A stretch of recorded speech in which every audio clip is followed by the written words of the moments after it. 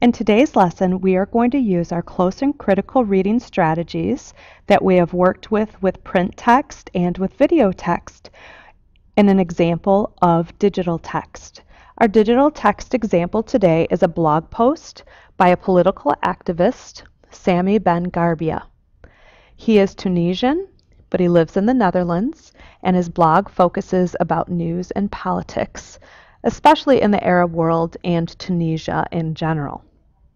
This particular blog post is from September 17th of 2010, and that's one thing that's important. Just like a book, you would check the copyright date.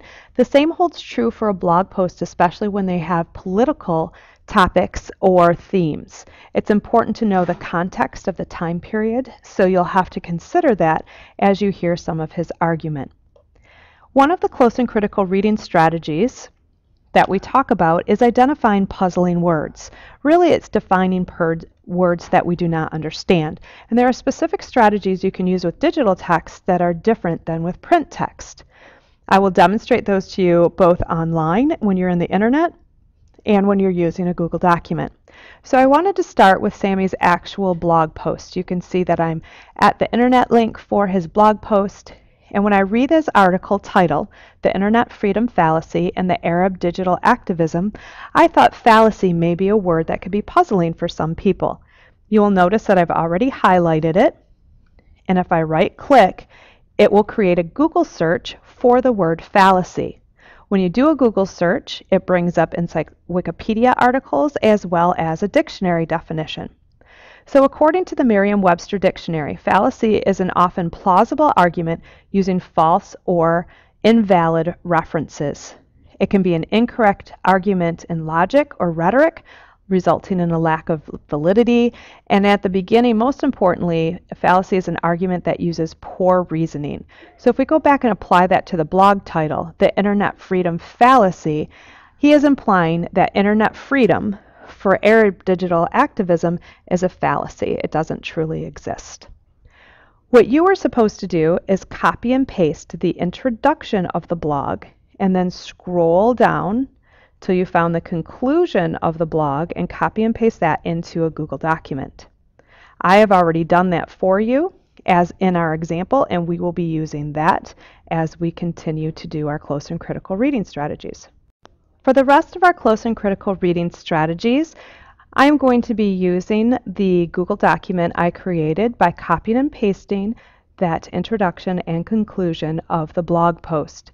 This is what you are supposed to do before begin viewing this video or doing your own close and critical reading. You can see that I named the title The Internet Fallacy blog post, and I have it in here so that I can begin my close and critical reading strategies. You can see that I included the date it was published, the blogger's name, and the title. So we're just going to continue looking at puzzling words. Introduction. This article focuses on grassroots digital activism in the Arab world and the risks of what seems to be an inevitable collusion with U.S. foreign policy and interests. So one of the things that I noticed in here is that grassroots may be a puzzling word. So just a reminder of what we do.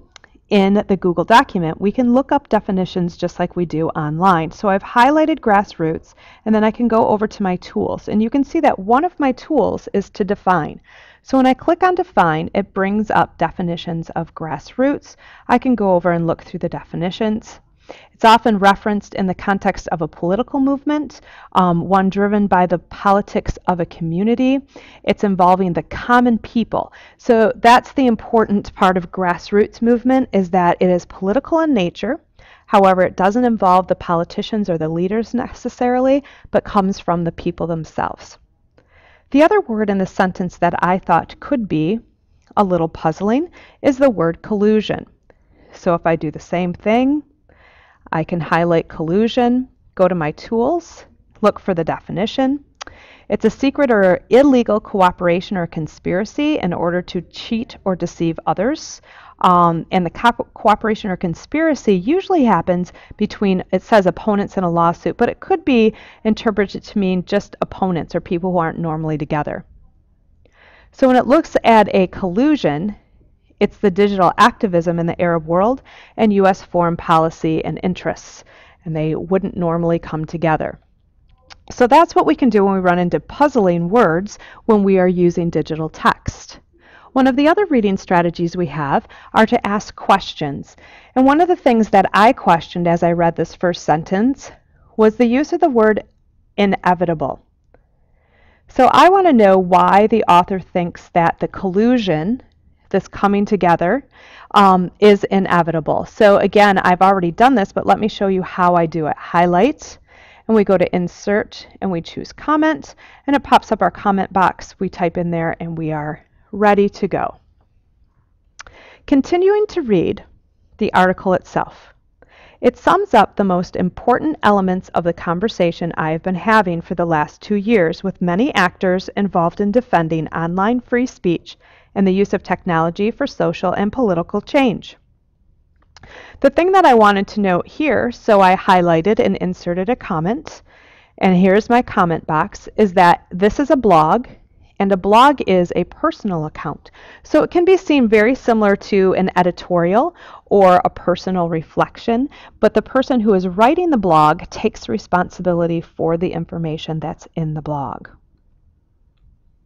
While the main focus is Arab digital activism, I have made sure to include similar concerns raised by activists and online free speech advocates from other parts of the world, such as China, Thailand, and Iran.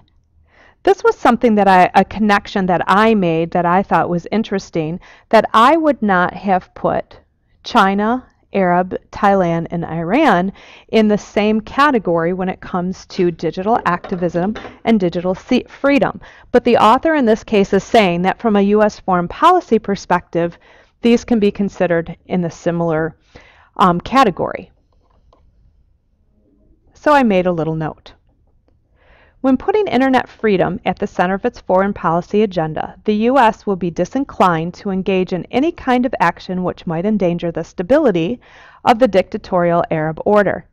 Remember, this is from 2010, so this was actually prior to many of the Arab dictators who are no longer in charge. And because it is unrealistic to expect the U.S. or any Western government aggressively working to boost political dissent against their closest Arab allies, the way they're doing with Iran or China, we cannot afford the risk of a potentially disastrous hijacking of the internet freedom by powerful actors to serve geostrategic agendas that are not in our favor. So here's another connection that I made. So I'm going to go ahead and the way we are doing with Iran and China, I'm going to insert another comment, and it's related to the connection or observation I made previously, and that is it's now defining the difference between China and Iran and allied Arab dictators. So from the perspective of the people who live in those places, their freedoms or their denial of freedoms are the same. But from a U.S. policy perspective, the U.S. may advocate aggressively for those freedoms in Iran and China, but they wouldn't necessarily apply that same pressure to dictators in the Arab world of which they are allied. My own concern is that every bridge that will be built between the U.S. government and U.S. research centers and NGOs, which are non-government organizations working around the internet freedom and digital activism field, will lead to the destruction of a number of the already existing bridges connecting with those same NGOs and research centers to grassroots activists and bloggers from the Arab world and the Middle East. And unless something changes to U.S. foreign policy dynamics, activists, especially those from the excluded countries, will always look at it as a hypocritical policy trying to use them and their causes for the sake of own agenda or simply for domestic consumption. The direct risks on the digital activism field in the Arab world and its current early stage of development are thus huge and need therefore to be discussed and addressed. This is a modest attempt to outline possible strategies for the future of an independent and grassroots Arab digital activism movement and how to better understand and navigate the new chessboard of the 21st century statecraft. One of the most important close and critical reading strategies is identifying the main idea of a passage or a paragraph. So when we look at that introduction and we come up with the main idea, I believe that it centers right here in the second paragraph. Internet freedom at the center of its foreign policy agenda. So we'll go ahead and make our comment there as the main idea.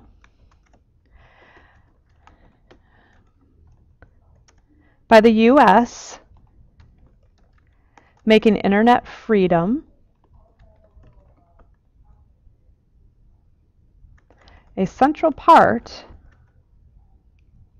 of the foreign policy agenda, countries allied with the U.S. may actually be denied such freedoms. And that is this blogger's take, is that if the U.S. makes internet freedom a center of their foreign policy, then those that they already have a relationship with, they will not push to have those same freedoms for their people. And the last thing that we look at while we're reading is inferencing. If you remember, inferencing is what does the author say between the lines? What's the real message he's trying to tell us without coming out and saying, this is what the message is. For the inferencing, I go to this paragraph that begins with my own concern.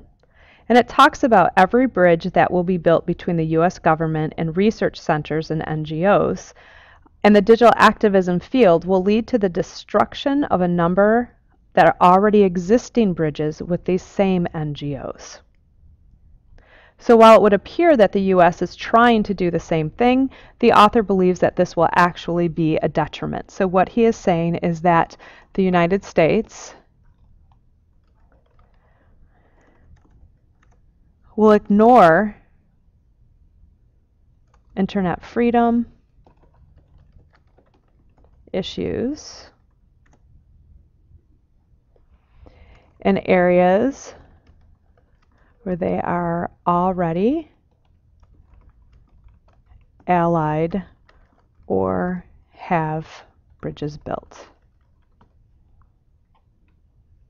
So that is an example of how we use digital text, a blog in this case, to do a close and critical reading using our 4 strategies of puzzling words, identifying the puzzling words, questioning the text, making connections and putting the responses in the margins, determining a main idea, and looking for what the author is telling us between the lines. On your own, you need to continue doing these same strategies with the conclusion part of the blog that you've pasted into your Google Doc. Don't forget to open your share and change it to anyone with a link before sharing your link, copying and pasting, and sharing your link in the assignment box.